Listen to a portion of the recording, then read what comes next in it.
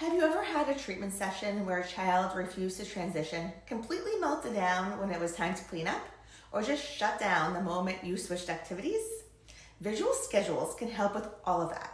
But here's the thing, they're not just for kids with autism, and they're not just for behavioral plans. Visual schedules can help support almost any child who struggles with flexibility, transition, attention, or regulation. And they're one of the most effective and underused tools in pediatric therapy. So today, I want to show you the best ways to actually use them in a session, how to adapt them based on a child's needs, and how to document them in a way that clearly shows your clinical reasoning and strategy. But first, I'm Stephanie, the PT, and together with Nicole, the OT, we are the founders of the Note Ninjas. We help PTs, OTs, and SLPs plan stronger treatment sessions and write stronger documentation without the stress or second guessing. So let's start with the why. Why do visual schedules work? It's because they reduce the cognitive demand of transitions. Instead of relying on verbal instructions or memory, the child can see what's happening. That helps reduce anxiety, increases predictability, and shifts control from us, the adult, to the child. That sense of control makes a huge difference in how smoothly a treatment session flows. And when we talk about visual schedules, I don't mean anything fancy or laminated. You can make one with a dry erase board, sticky notes, index cards, or even random objects from your treatment bag. It just needs to show the plan visually, not just the words. So here's how to actually use one. Start by deciding how many steps or parts you want to include. For some kids, 2 steps is all they can handle, like playground and snack. But for others, you can build out the whole session or the whole school day.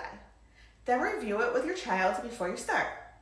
Let them help arrange the order if appropriate, give them buy-in, and let them cross off or move each item as they finish. That moment of check, I did it, gives a little dopamine hit and builds a sense of accomplishment. Now if a child still resists an activity or gets upset during transitions, the schedule becomes your external cue. Instead of redirecting verbally 10 times, you can point to the schedule. It's not you making them stop playing, it's the schedule. That subtle shift helps a lot. Let's say you're doing a treatment session with 4 activities: obstacle course, puzzle, fine motor, and cleanup. You can lay out images or icons for each, review it once, then move a little clip or Velcro tab as they complete each one. You can even let them flip over the picture or remove it from a strip. The key is the child can visually track the plan, and you're reducing the number of verbal commands you give. Now let's talk about documenting this. If you're using a visual schedule, don't just write "use visual schedule to support transitions." That doesn't tell us anything. Instead, you might write, "Therapist implemented 4-step visual schedule with icons to support sequencing, task completion, and transition tolerance. Child independently navigated first 2 transitions, required minimal gestural cueing for final 2, demonstrated reduced latency and improved regulation compared to prior session." Or if the child resisted cleanup but followed through when cued to check the schedule, you could say, "Child exhibited increased emotional dysregulation during transition to non-preferred task, cleanup.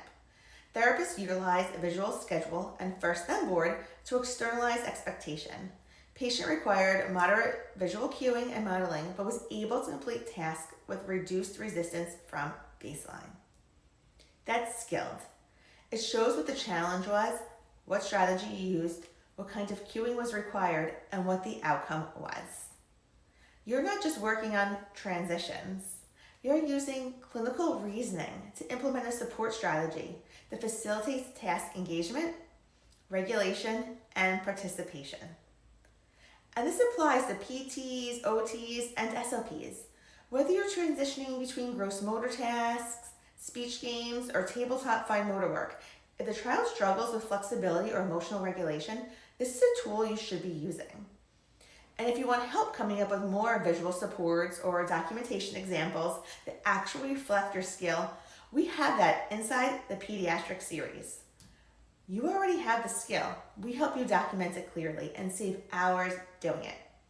And don't forget, follow us at the Note Ninjas for more ideas, strategies, and documentation tips that make your treatment sessions smoother and your notes stronger.